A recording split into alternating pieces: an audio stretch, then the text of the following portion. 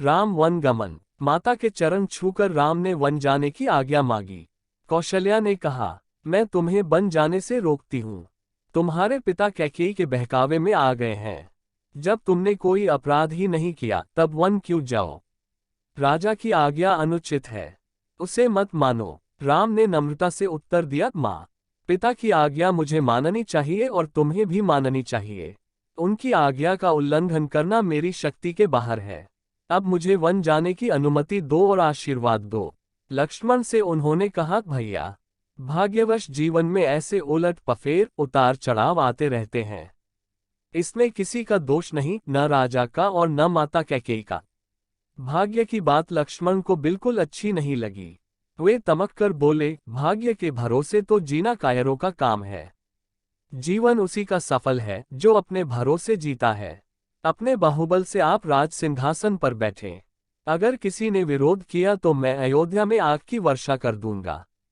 श्री राम ने लक्ष्मण को समझाया, मेरे लिए जैसा राज सिंहासन वैसा ही बन। अधर्म का राज्य मुझे नहीं चाहिए। तुम जो कह रहे हो वह आयो के अनुकूल व्यवहार नहीं है। लक्ष्मण चुप हो गए। कौशल्या रोकर राम से लिपट गई और कहने लगी, जाते ही हो तो मुझे साथ ले चलो। राम ने उन्हें समझा बुझाकर शांत किया और वन जाने की अनुमति मांगी। माता ने कहा, बेटा, जाओ, जिस धर्म का तुम पालन कर रहे हो वही तुम्हारी रक्षा करे। मेरे व्रत पूजन का सब फल तुम्हें मिले, सब दिशाएं तुम्हारे लिए मंगलमय हो। मेरा रोम रोम तुम्हें आशीर्वाद देता है। माता से विदा लेकर राम सीता के पास गए। सारा हाल बताकर सीता से भी उन्होंने विदा मांगी। ये भी कहा कि माता बूढ़ी है, उनकी देखभाल करना और भरत का रुख देखकर काम करना।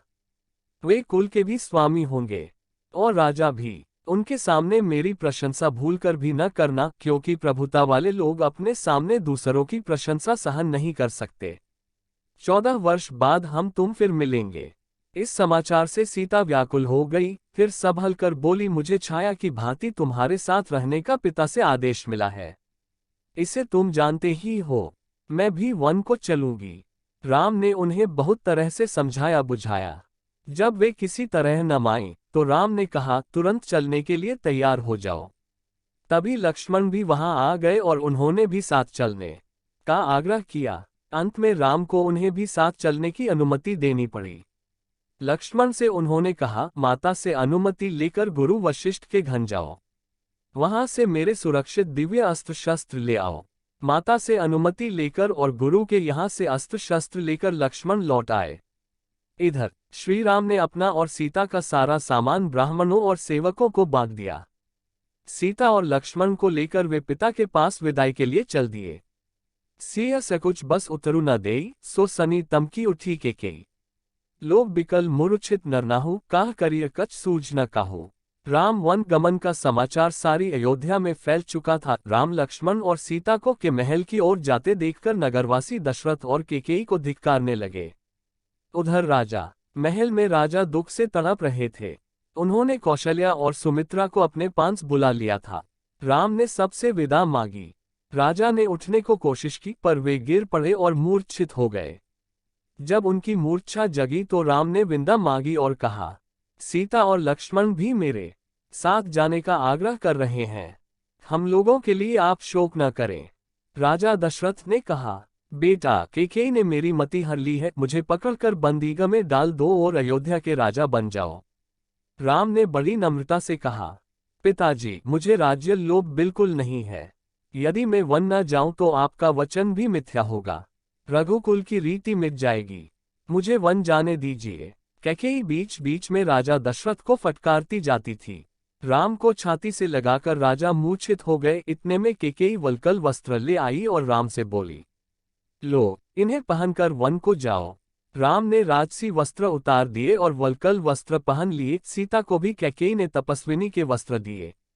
ये देखकर लोग राजा दशरथ और कैकेयी को तरह तरह से धिक्कारने लगे।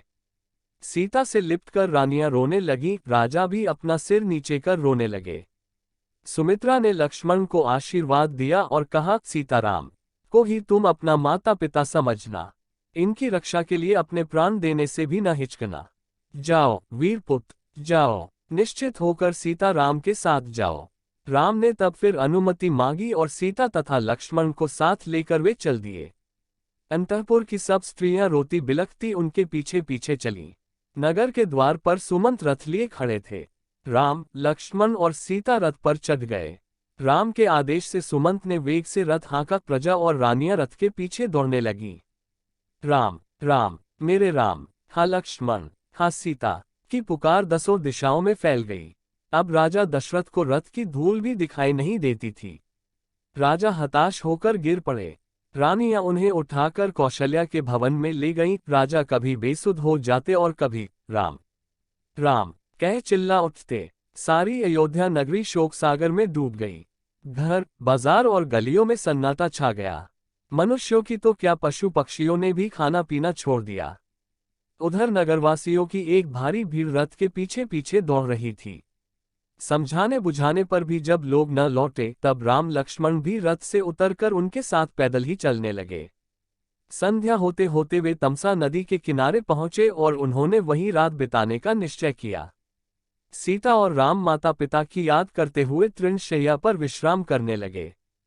कुछ दूर पर लक्ष्मण धनुष बाण लेकर पहरा देने लगे। सुमंत भी उनके साथ जा बैठे। थके मांदे पुरवासी घोर निद्रा में सो गए। पहर रात रहते ही राम उठे और सुमंत से बोले, तात, लोगों का कष्ट मुझसे नहीं देखा जाता।